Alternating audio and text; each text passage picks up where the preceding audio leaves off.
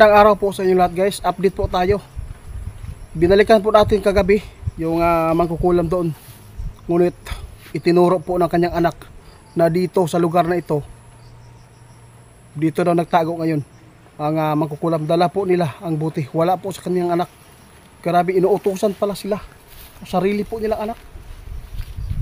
Gusto lang makamit ang kademonyuhan ng kanyang ina. Dahil po sa pangkukulam, para lang lumakas lalo, para magkapira sila. Kaya samahan niyo po kami ni Ramil dito guys. Sana ay makuha na natin at babawi yung yung buti na kung saan nakasilid po yung duwindi doon. Samahan niyo po ang aming pag-i-explore po dito sa lugar na ito. Nandun sa baba si Ramil guys. Hinahanap natin yung kubo. Wala. Dito tayo tinuro ng kanyang anak na yung nahuli natin kagabi. Ito po yung gulayan nila. Magmamasid tayo guys, baka po magha-harvest siya dito.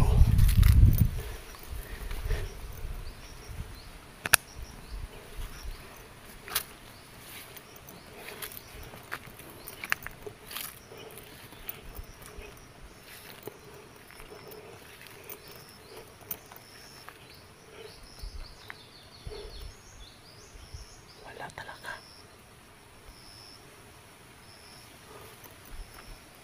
Bro Ramel,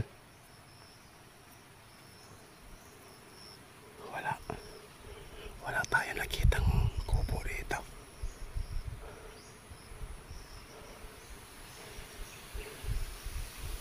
Doon tayo sa unahan guys.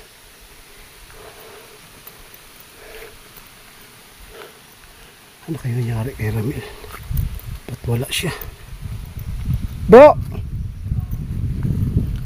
Pa! Wala!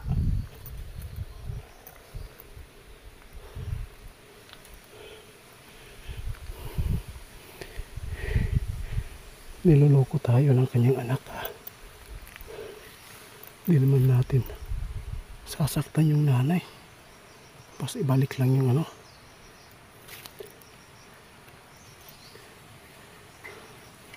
Hintayin natin si Ramil guys.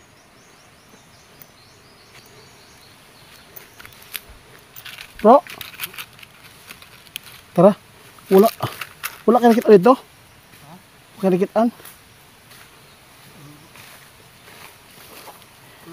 Mag-orasyon muna ako.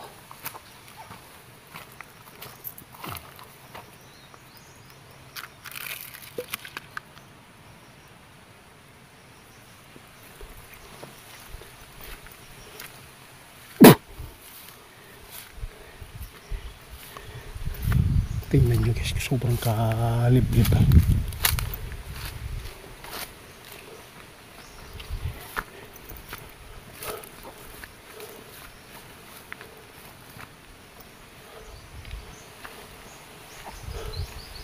Wala dyan rin. Sinabi ng anak guys, dito daw nagtatago ang kanyang nanay. At saka nag-harvest din yung nanay niya dito.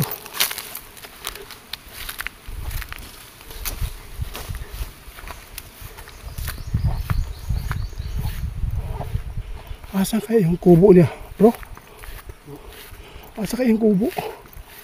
Ba't walang nag-harvest?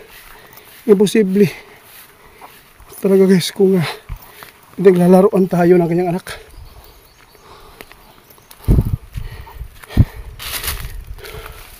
Yung anak niya guys nandun sa bahay.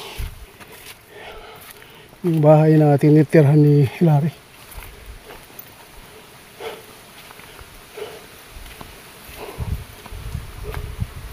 Wala yun.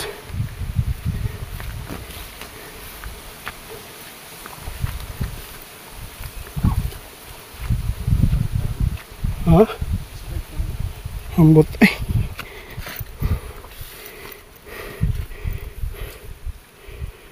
Agay. Oh.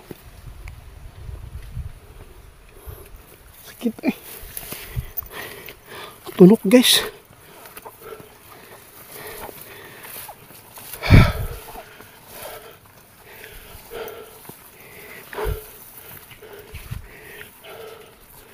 Ito na, malapit tayo sa mga manggahan guys.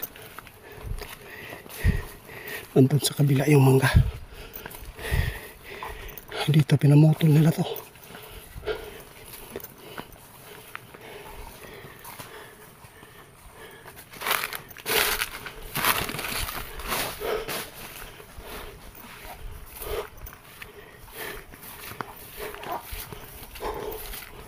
Nakakapagod nito.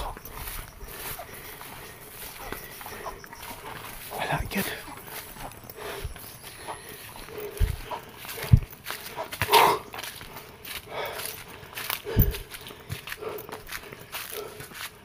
Relax muna tayo guys. Putik. Pinaglalaroan tayo ng anak niya.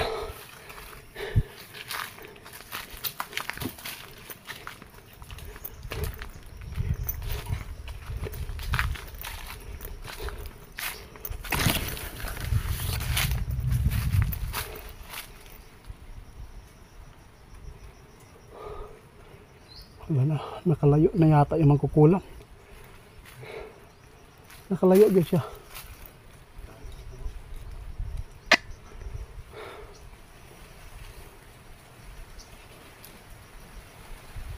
Wala talaga. Asin, wala. Grabe. Imong gitanaw yung mayo dito sa ubos? Sapa? Wala gyud. Last na lang to guys. Oh. Last na lang na option natin. Yung anak na lang nila yung anong ato ang ihikuan kapalit sa duwende. Kapag hindi na ibabalik yung duwende, buhay ang kapalit ng kanyang anak. Sigurado na makukumbinsi natin at makukuha natin yung duwende na tutulungan natin. Wala man gid siya, wala tayong choice dito kundi ito po ang ating gagawin. I-barter natin yung anak niya at saka yung duwende. Kung hindi nila ibibigay, bro, i-ano natin? Di, meron tayong magagawa dyan. I-barter natin itong nahuli kagabi. Buhay nakataya sa kanyang anak. Pag hindi niya ibigay yung duwende, ipatapos natin yung anak niya sa engkanto. Salamat po. May paparating dito guys.